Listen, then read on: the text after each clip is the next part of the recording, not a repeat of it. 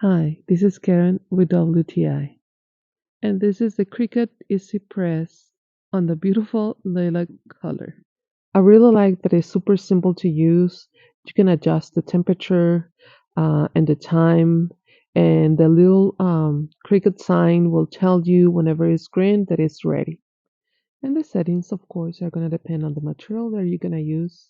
Using this flexible foil for this black cotton t-shirt.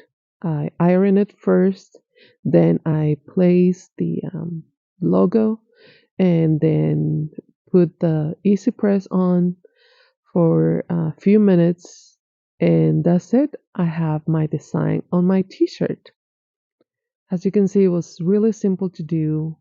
I really like that I can have any kind of design on any t-shirt. This one I really love is a sweater that I bought, and I added this design that I love to wear.